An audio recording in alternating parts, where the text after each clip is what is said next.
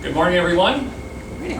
Welcome to our first lecture in this series of lectures as we cross, well, first as we go up to the island of Hokkaido and visit 3 ports, and then as we cross over the North Pacific. There are going to be, I don't know if you're aware of this, there are going to be a few sea days on this trip. And so on most of the sea days, I will be giving 2 lectures each day, as we are today. We'll talk about that. I'll give you a list, or partial list, in just a minute. My name is Ross Arnold. This is the 16th cruise that my wife Carolyn, lovely Carolyn on the video camera down here, have done, where I've been the lecturer. And so this is the 5th of this course. We started out in Hong Kong. We visited China, South Korea, multiple times in a number of the Japanese ports. And so as we cross the North Pacific, I will be doing lectures not only on Japan, but also, even though you may not have been there, you're going to hear lectures about China if you care to, as well as South Korea. And then as we get closer to North America, I will have several lectures on the Aleutians, on Seward's Folly, that is the purchase of Alaska, and some other things.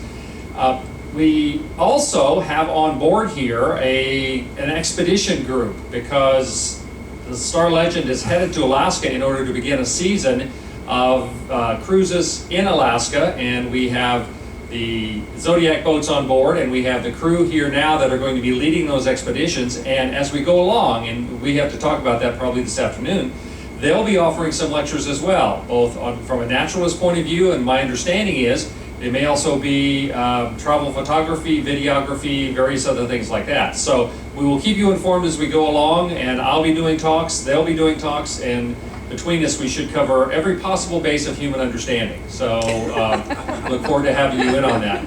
Again, my name is Ross Arnold, and my background is in, of course, philosophical theology. And you wonder why I'm here. I began being, as a theologian, I began lecturing on world religions. That led me to research and learn about world culture and world history. 6 years ago, Windstar asked me to lecture on a cruise in the Eastern Mediterranean having to do with the beginnings of the monotheistic religions, Judaism, Christianity, and Islam, and some of the other topics related to that. And they liked what I did, and they asked me to come back for the Middle Eastern cruise, and so this is now our 16th effort. Today we're going to be talking about emperors and shoguns. The first time I did this lecture, a woman came in and sat down in like the 2nd or 3rd row, and then she looked up and said, "Emperors and shotguns, what's that all about?" So it's shoguns. If you don't know what a shogun is, then I'll be telling you as we go along, all right? This is the first half of the lectures that I have prepared. I'm not giving all of them to you at this point. This afternoon we will have a talk on samurai and the code of Bushido, which is sort of a cross-section of the general talk we're going to be doing this morning. And then religions of Japan, islands of tranquility, Japanese gardens. There's a very unique aesthetic associated with Japanese gardens, and I'll be talking about that. Japan versus China, and I could say Japan versus China and Russia, because the most important forgotten war probably in modern history was when Japan defeated Russia in a war in 1904-1905. We'll talk about all those things. Then the Pacific War, the birth of the atomic age, Hiroshima and Nagasaki, Japanese art and architecture, Silk Road empires, a brief history of Korea and the Korean conflict. And again, I have, this is half of them, so we'll get into the others later on. I didn't want to scare you too badly the first time you sit down in here, all right? So let's talk about the history of Japan, emperors and shoguns. I'm sure you're aware that there are 4 main islands that make up Japan. The largest island, and sort of considered the primary mainland for Japan, is the island of Honshu, which we just left. Tokyo, of course, is right here.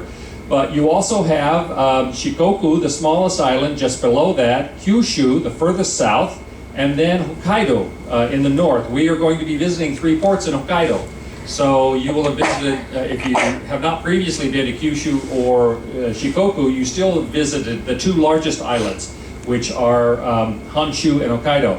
In terms of history, there used to be some question. They weren't sure when human beings settled on the Japanese islands. Just since the Second World War, there have been a number of very important discoveries of various Stone Age communities that existed, Paleolithic communities, early Stone Age, and it's now believed that there are three primary straits. The Tsushima Strait between Korea and Japan here, this is called the Tsugaru Strait between the islands of Honshu and Hokkaido, and then in the north there is the Soya Strait.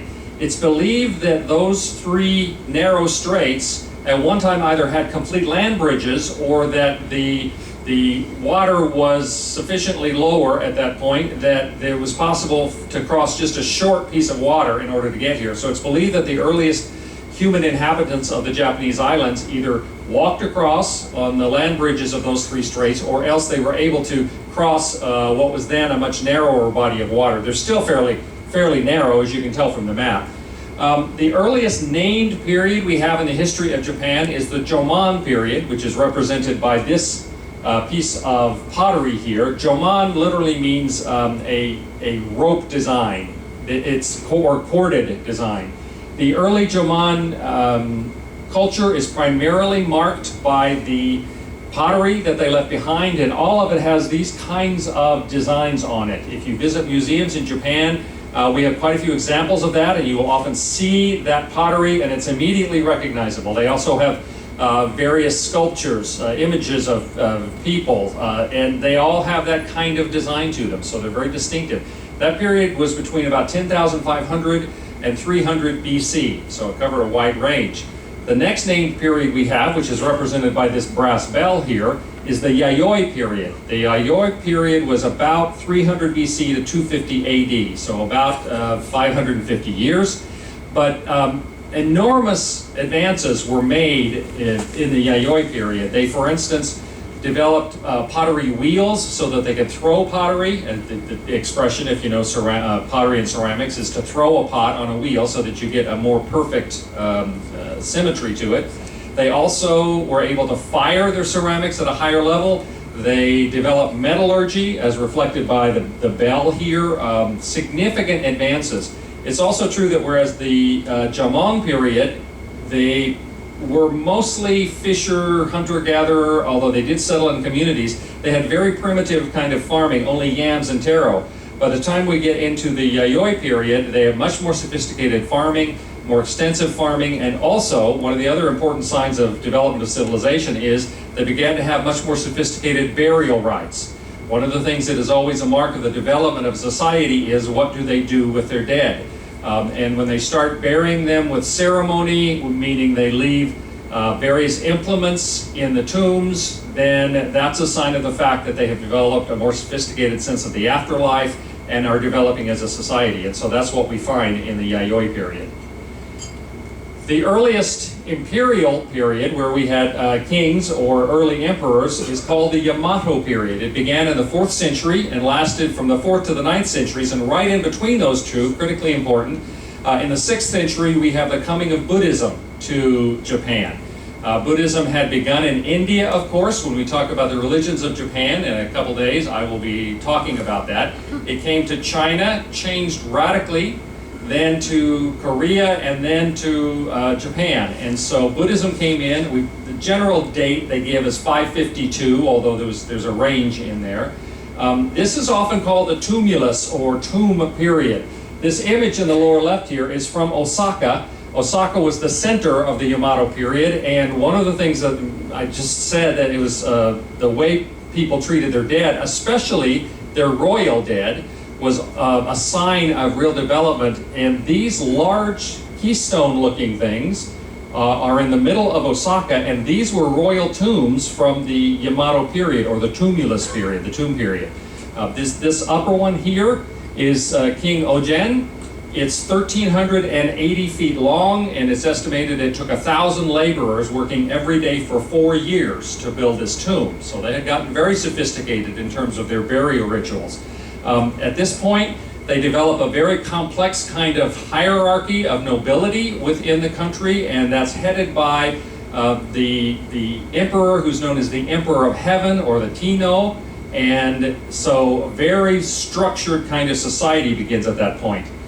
When Buddhism first came to, and we'll talk a lot about religions because the religions of Buddhism and Shinto especially are foundational to so much of what the culture and history has been in Japan. But when Buddhism came over, at first it was just kind of a fascination. The Japanese historically have been Shinto. Shinto is the folk religion, the original religion of Japan, and we'll talk about that quite a bit as we go along. But when Buddhism came over, people were fascinated by it, partly because it was marked by these beautiful buildings, as you can see here. This is a pagoda, which is an East Asian version of a stupa. We'll talk about that, a place where relics or remains of teachers or Buddhists are kept. The architecture, the beautiful statues that were associated with it, at first people were just enamored of that, and they were fascinated by what seemed to them to be kind of a magical aspect to Buddhism, especially some of the unique kinds of Buddhism that exist in East Asia. But then along comes a royal family member called Prince Shotoku, and he becomes a Buddhist, and not only that, he becomes a major proponent of Buddhism. He has Buddhist temples and monasteries built in many different places. He writes commentaries, he lectures about Buddhism. And Prince Shotoku, this one man, was probably as responsible as anyone else for really making Buddhism a major part of the culture of Japan. In the 660s, and I don't expect you to memorize any of these dates, I should tell you, my philosophy, I will give you as much relevant information as I can in 45 minutes, relevant being a, relative term, and you can absorb as much as you want, but you're on vacation. I'm not going to give you a test at the end of this, so just so you know, there will be more information than you can absorb. I'll grant you that. But in the 660s, they had what were called the Taika Reforms, and this is critical. This set the stage for really all of the future of Imperial Japan. The Taika Reforms did several things. One, it set up a system called the Ritsuryu system. Ritsuryu system both gave a set of civil codes or administrative codes for the government. It was adapted from some things that came over from China. And it also gave a formalized government structure. They had a hierarchy of nobility, but this established an administrative structure for the whole government. Most importantly, perhaps, the Taika Reforms said that all property, all land in Japan belonged to the emperor. It belonged to the state, but that was synonymous with the emperor, and so he owned everything. And the emperor then would allot the property, the land, out to people who could grow crops on it. Initially, they would make an allotment to every male at age 6 for them, and of course their family would be involved early on, but then from age 6 till their death, they would have property they could cultivate. They didn't own it. They were required to pay a tax of rice from it, because rice cultivation was the primary agriculture then.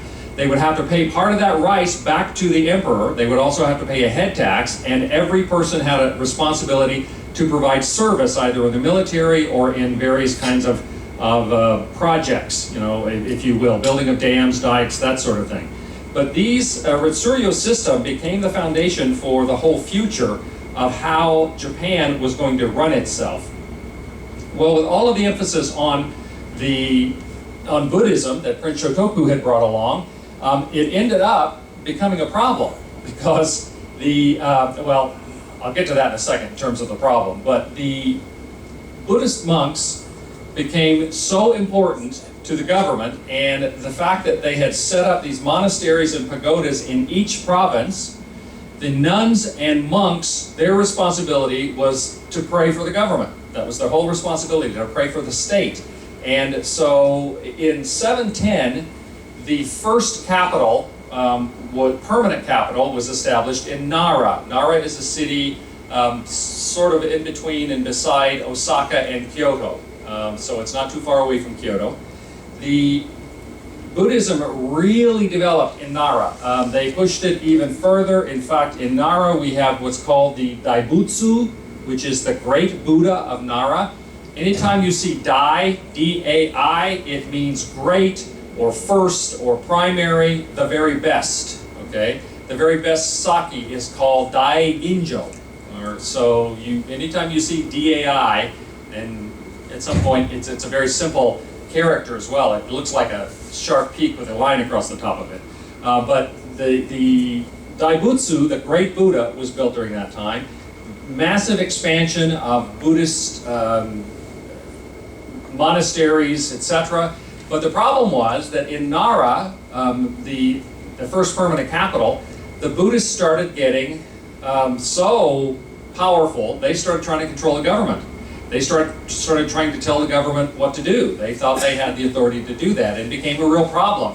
Now, Nara was the first permanent capital because prior to that, anytime a king or emperor would die, it was believed bad luck to keep the capital in the city where that person had ruled, and so they would move. They were always moving the capital to different places. Finally, they settled in Nara in between 1710 and 1794. It's the first permanent capital they had. But in 1794, they got so frustrated with the Buddhist monks trying to control everything that they decided to move. They moved the capital out of Nara and moved it up to Kyoto, which was called Heian at that point. Most of the periods in Japanese history are named after the city where the capital was. You know, there's the Nara period, the Heian period, which was the ancient name for Kyoto, the Edo period, which was the ancient name for Tokyo. Those are all the major historical periods in modern Japan. Another thing that happened during this time is there was one family, the Fujiwara family, a clan. All of Japan was beginning to break into or settle into clans. There were clans with primary leaders of those clans. Each of them had a crest, and there was the head of that family was a very important person. They were called daimyos. Dai, first, great, because it means great lands, literally. They were the big landowners. They were the rich guys and the nobles. Well, the Fujiwara clan was headed by a very smart guy, and he provided a wife, a daughter of his, as a wife for the young Emperor Shomu when he became emperor. That started a tradition that lasted several hundred years, that every time a new emperor would come into power and be ready to marry, the Fujiwara family would provide a bride, always from the same family. And what that meant was the head of the Fujiwara clan was always the power behind the throne. Frequently was formally made regent, but always had some authority in there. And of course, when that family had a child, that child would feel some responsibility or some affection for their maternal background, the maternal family. Yes, question?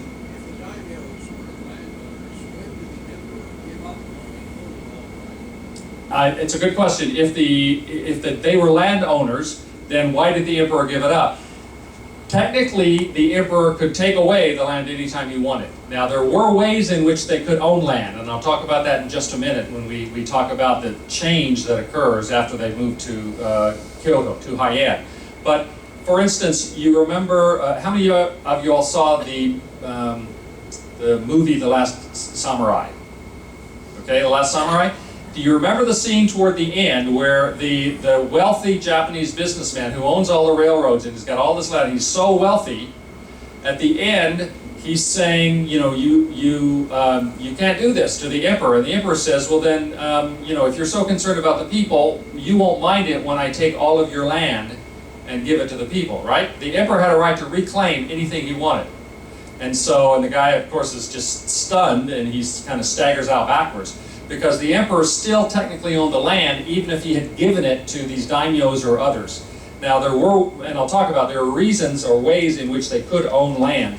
But the Fujiwara family, for several hundred years, became the power behind the imperial throne.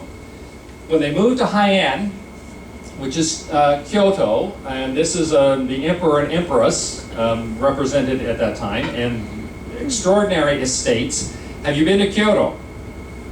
Beautiful imperial palaces there, beautiful shrines, beautiful temples. By the way, anytime you say shrine, it means Shinto. Anytime you say temple, it means Buddhism. The two primary religions, okay? So in the Heian period, the central government, they had set up this Ritsuro system and were controlling everything out there, collecting taxes and running everything. But more and more, the Heian period became the time of great cultural development. Because it started in the end of the 8th century, this is the time in which Japan really started to develop a culture that was absolutely distinctive from the Chinese culture. The Chinese art and so much, even the alphabet, had come over to Japan via Korea. And so for a long time, much of the culture of Japan was clearly a reflection of, or a minor adaptation of, the Chinese culture. Well, it was during this period of time, during the high-end culture in Kyoto, that the high-end period in Kyoto, that they began in Japan to develop a very distinctive Japanese culture. And the emperor and the imperial court got enamored of that. They got enamored of the arts and the theater and everything else. You know, this is when you get no theater and various things coming along a little bit later. And they stopped paying much attention to what was going on in the countryside, where the crops were being grown and the land was being controlled. And so they began to delegate responsibility for controlling the countryside to the daimyos, and to the daimyos' individual armies, who were the samurai, the military class that were under the control of daimyos. Every daimyo had his own small army, some of them were not so small, called the samurai. And so the emperor and the court stopped really paying attention to what was going on in the countryside.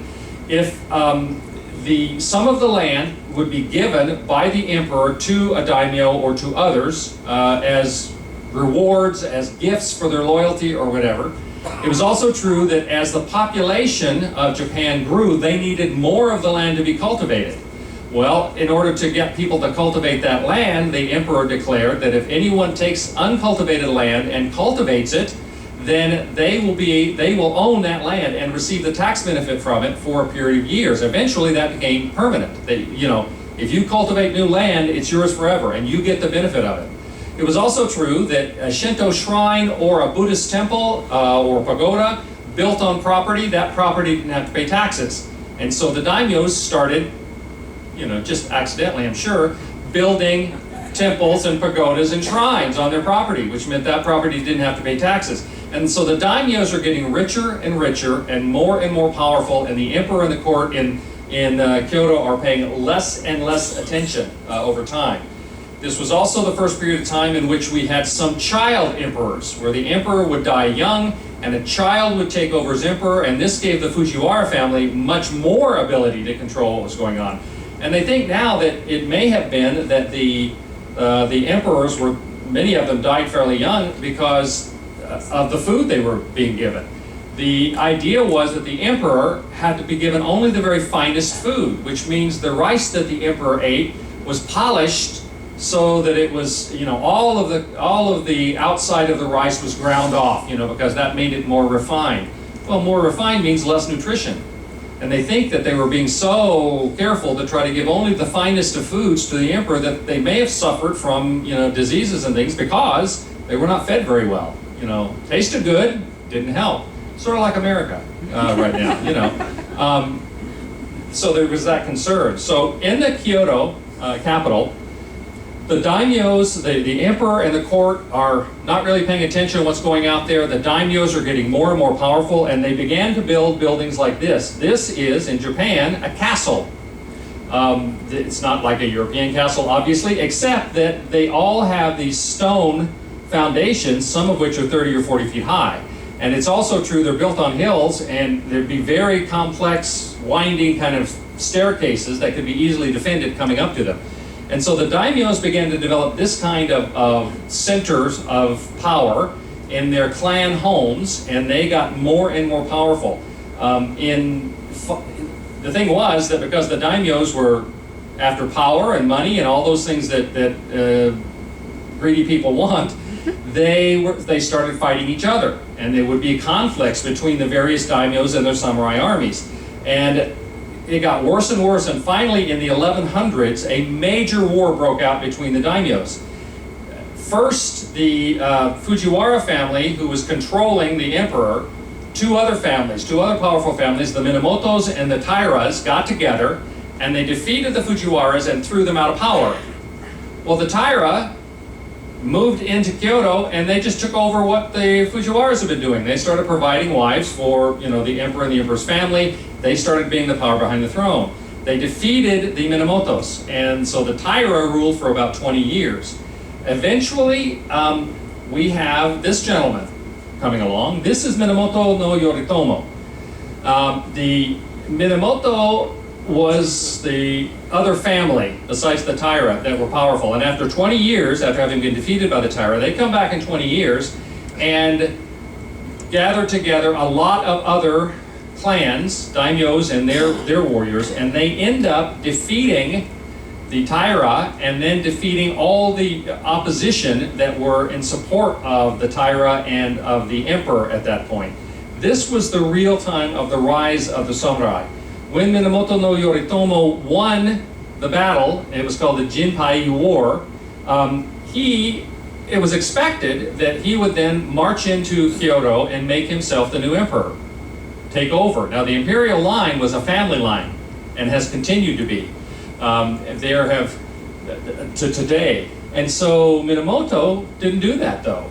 He went back home to Kamakura, and so therefore it's called the Kamakura Period or Kamakura Shogunate. And he said, the emperor's fine, let him on his throne, but he has no power anymore because Minamoto controlled all of the military, because all of the clans that he had defeated then swore allegiance to him. And he set up what was called the shogunate, the Minamoto shogunate. The word shogun came from an old title back when there were tribes in the north of Honshu Island and in Hokkaido, the Ainu, the Imishu, others that were not subject to the emperors or the rulers of the rest of Japan. They had armies that went up there to try to subdue them and to try to force them to be part of the Japanese control. Well, they had the ruler of those expeditionary forces that went up there to defeat them. The ruler was called the general, the Sai-i Tai Shogun. And that means the commander-in-chief of the expeditionary force against the barbarians. Well, when Minamoto won over all the other daimyos, and he set up his, what's called the shogunate, he took the title shogun and had the emperor officially name him shogun. You've heard that word. James Clavell's novel, miniseries with Richard Chamberlain. But it basically meant the ruler of troops, and or generalissimo might be an example. It meant he was in charge of the armies, but he also ruled the country. And from this point on, from the late 1100s until the mid-late 1800s, the shoguns were the powers, with a few years of sort of up and down in between, but the shogun was the ruler of Japan, not the emperor. The emperor was just a figurehead. It was the military ruler, the shogun, that ran everything. And so this was very important time. The shogun even set up his own government called the bakufu, which means tent government. It's a military term. And they had their own administrative structure, they had their own judicial structure, and obviously they had their own military structure. This is an image of one of the daimyos who was underneath the shogun acting as judge, because that was part of the judiciary that the shogun set up. So the emperor and the court in Kyoto had no authority at all. They were just there to be pretty, and the shogun ran everything. This is called the Kamakura period, and during this time, Buddhism really flourished because the shoguns and the daimyos really liked Buddhism. They especially liked it when Zen Buddhism came in, because they were military people. Zen Buddhism, which is meditation Buddhism, you know, it started as Chon Buddhism in China, and then through Korea, and then over to Zen Buddhism in Japan. The meditation allowed them both to deal with the fact that as military soldiers, the kind of military soldiers who would stand face to face with somebody with a sword in your hand, it's very different than, you know, firing a missile. And it gave them the ability both to face death without fear to a great extent, and also to do the act of killing other people with a sword, which is a very bloody and traumatic thing.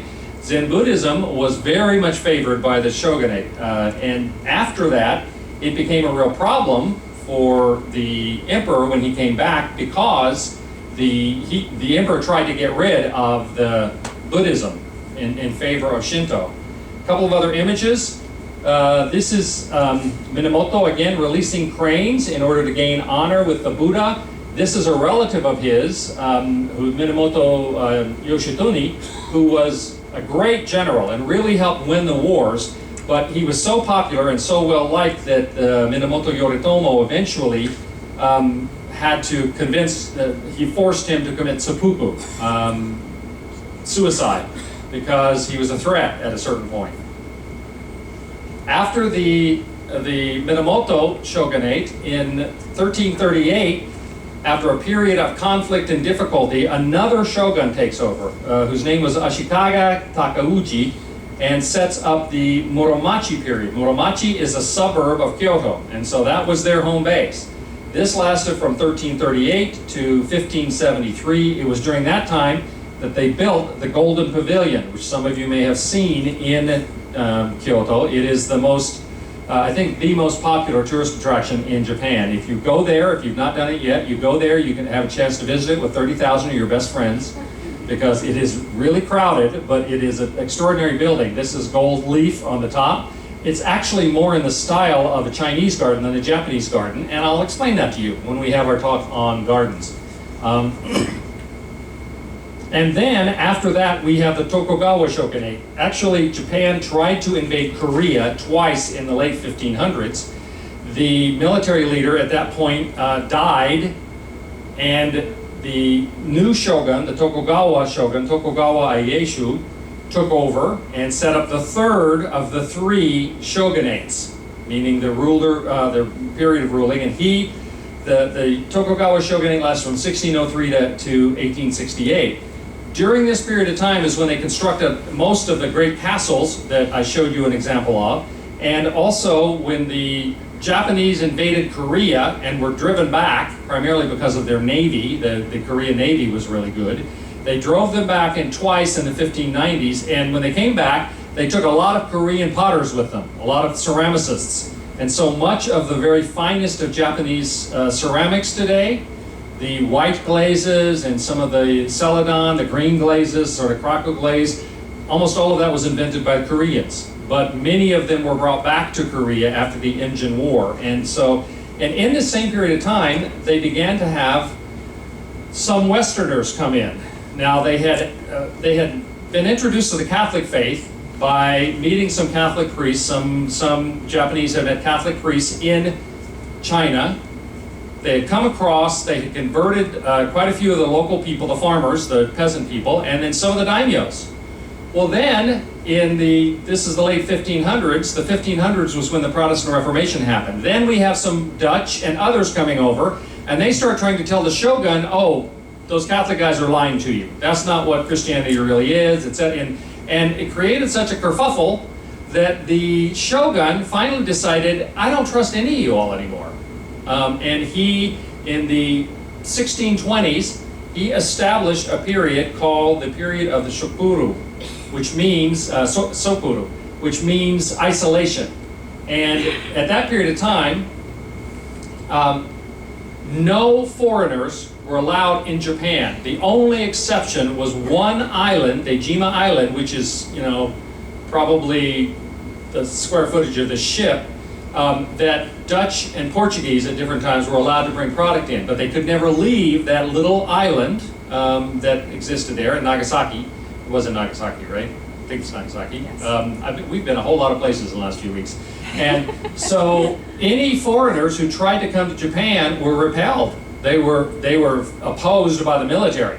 This actually is a beacon that if they had watchmen, if they ever saw a foreign ship approaching the shore, they were to set off a beacon and literally forcefully keep them from coming in. So for about 220 years, during the Tokugawa Shogunate, Japan was completely isolated.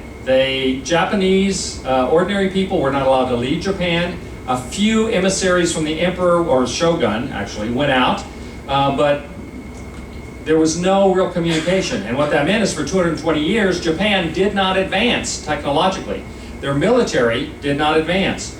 So in 1853, this rather handsome rascal here, this is Commodore Matthew Perry, who was an American naval commodore.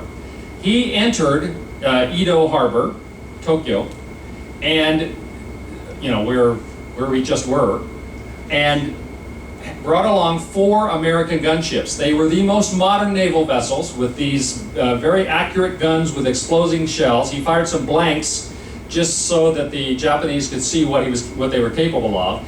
And he's allowed to land, and he and his officers thought they had a letter from the US president to the emperor. Nobody even knew because they'd been isolated. They didn't even know that the emperor wasn't running things. So the shogun met with Matthew Perry, and Matthew Perry convinced him by sort of just suggesting that, you see those gunships out there? Well, we have a lot more of those, and we want you to open your borders to trade with us. And if you don't, well, then we'll bring more of the ships and we'll have another conversation. And so the shogun decided to allow this. Matthew Perry was there in 1853 with 4 ships. He said, I'll be back in a year. He came back 6 months later with 7 ships. And the shogun decided he didn't have a choice because he recognized the advanced military capability that the Americans had. And so he allowed them to begin trading and to have an ambassador in Tokyo, or Edo, as it was called then. At that point, the shogun went around to all the other daimyos and said, you know, I want to make sure you guys support me in my allowing these Americans to come in, and none of them did. They all accused him of weakness for allowing these foreigners to come in. And so that began a period of conflict in which a number of the various daimyos, in particular, 2 of them, Satsuma and Chosen daimyos from the southern part of the country, decided to rebel against the shogun and get rid of the shogunate and re-establish the power of the emperor.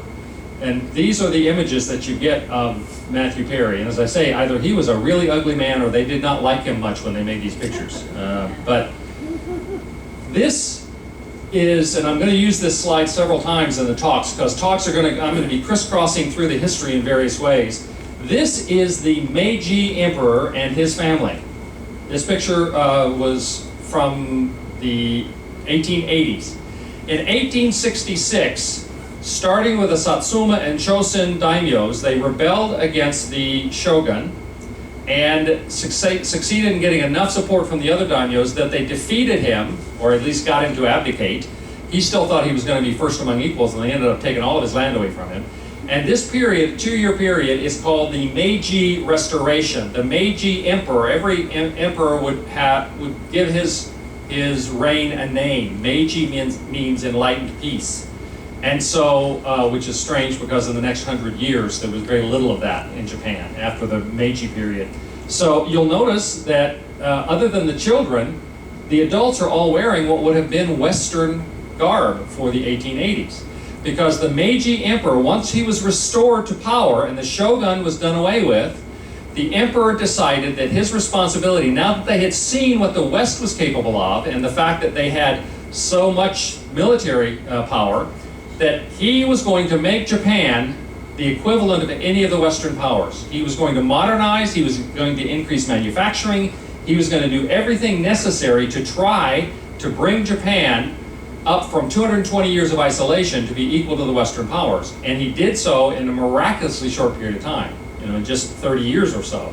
And so that's why you see them dressed in this way. The restoration of the emperor at this point, while it was the samurai and the daimyos that did it, they were very disappointed that part of the modernization that the Meiji emperor did was, within a few years of the restoration, he did away with the feudal system. There were no more samurai. They had no more authority. I'll talk about that a little bit more this afternoon. The daimyos were sort of a lower noble class, but didn't really have any authority anymore anyway.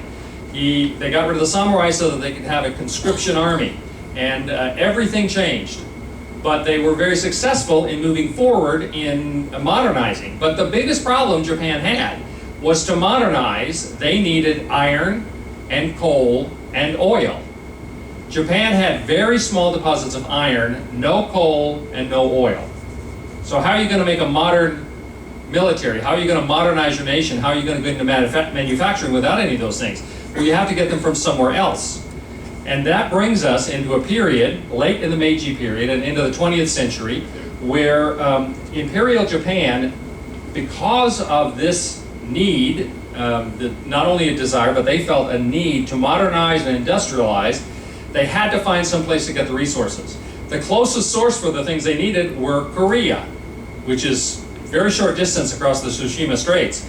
And so they began to eye Korea, but unfortunately, up until that time, China had primarily controlled Korea. Korea was an independent nation, but China was calling the shots.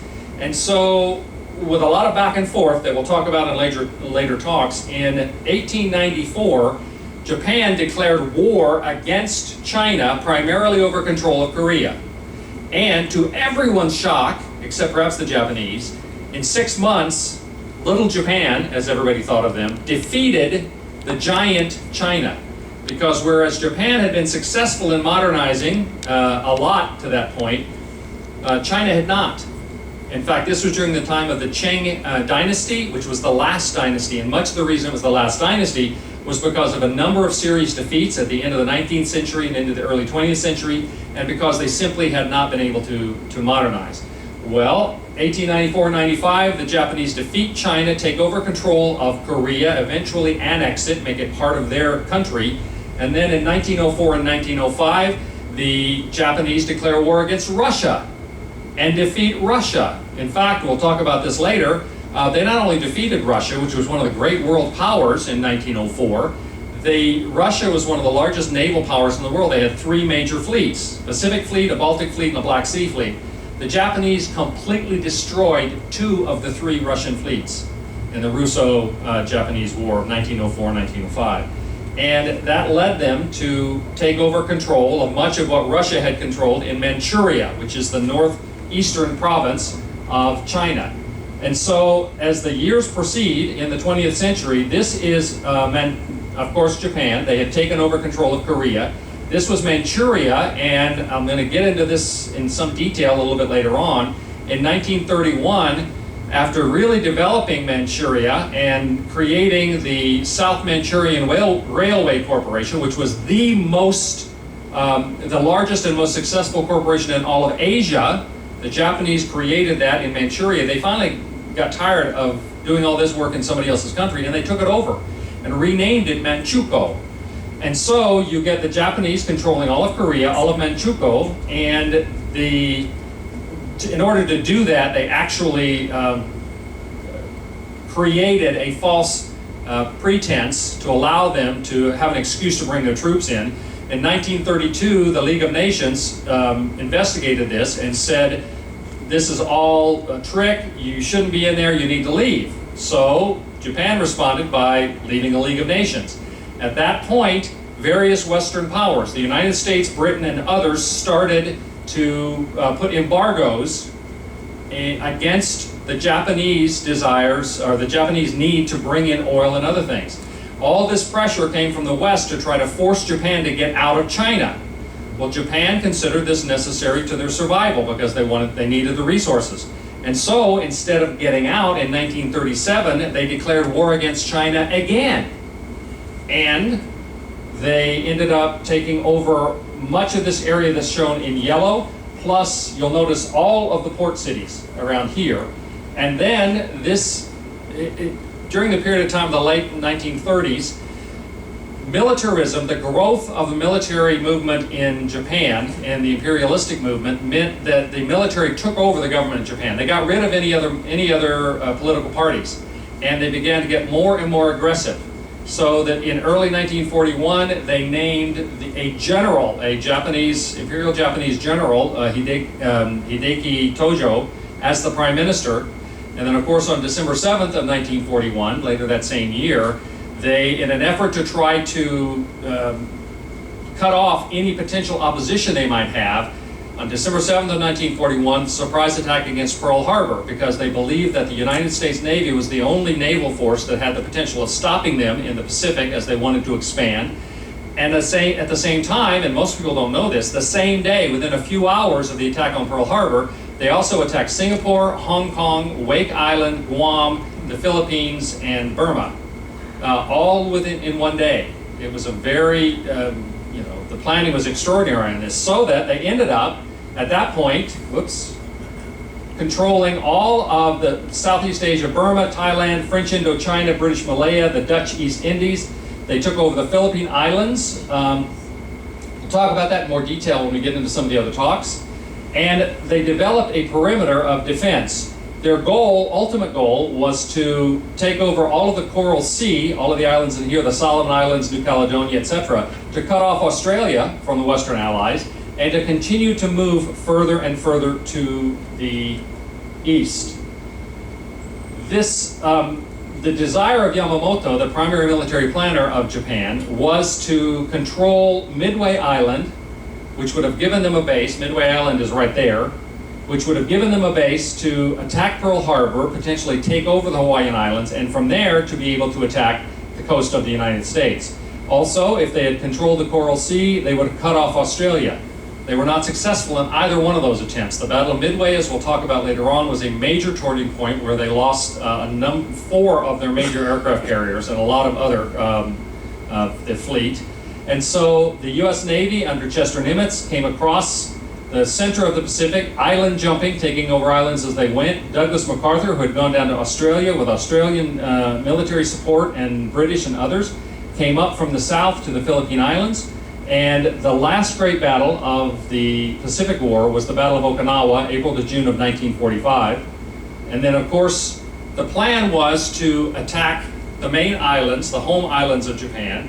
And I'll talk about the estimated casualties. They were estimating 1 million Americans would be killed, probably 4 million total casualties, meaning killed and wounded, from the Allied side, and that there would be between 5 and 10 million Japanese killed if they assaulted the home islands.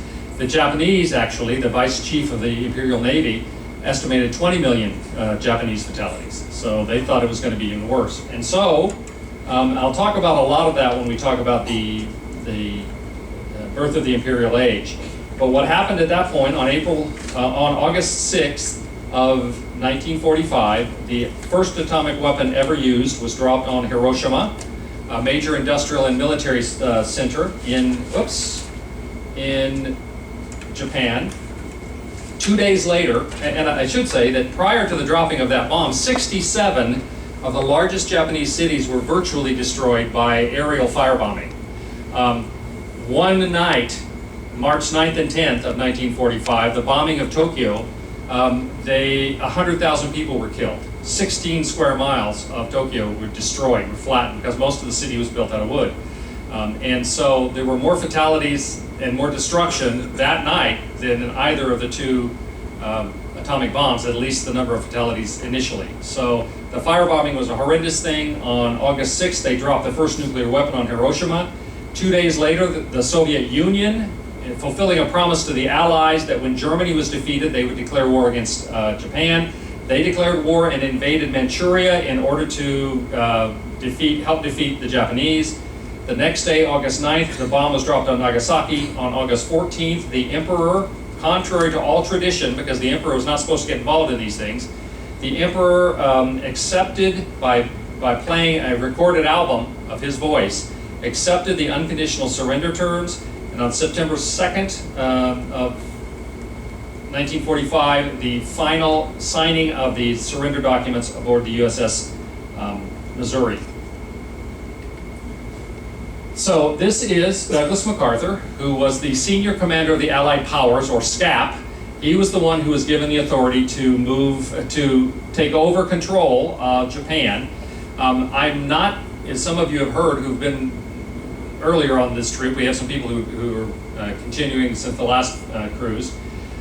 I'm not a huge fan of Douglas MacArthur in many ways, but one thing I give him absolute credit for is that the way he handled the Japanese when he took over, they called him the Gaijin Shogun, meaning the white shogun or the Western shogun, because he was the military ruler, but he also controlled the government.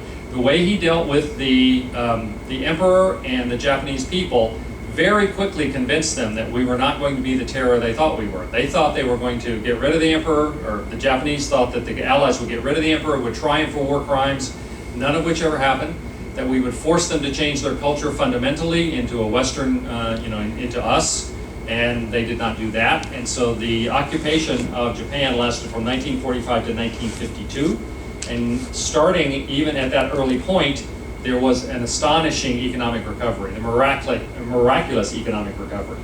And the last thing I'll mention is that, because it was a major news event, on March 11th of 2011, a 9.0 power earthquake occurred undersea near the northern end of the Honshu island, and this 9.0 is the strongest earthquake ever recorded. There are a lot of earthquakes in Japan because of the nature of the geology here. This struck the Fukushima prefecture. Prefecture is what they call them instead of states or provinces. Okay, you'll hear prefecture. So the Fukushima prefecture of northern Honshu was struck by a tsunami. 20,000 people were killed, tens of thousands were left homeless, and the Fukushima Daiichi nuclear power plant was affected, and of course there was a terrible radiation problem with that. This is, and I'll get into this later, this is the website where all of the videos, not only from this cruise, but from all of the cruises we've ever done, as well as a lot of other community talks, and all the PowerPoints are available free of charge if you want to go on there. Now I'll keep if you don't capture this right now, I'll keep giving it to you. So this is where you can rewatch anything that you care to, for some reason. Watch any of the other videos from any of the other cruises. And then this is my email address in case anybody has any questions or we can help or you can't get signed on. I know that in a few short minutes they're going to start the galley tour and people want to get in there, but are there any questions? Questions? Boy. Either I'm good or I just put you to sleep. Yes? Where does Okinawa fit into all of this? Okinawa was part of the Japanese islands, and it was further south. Okinawa, in terms of battle, was the bloodiest battle of the Pacific War.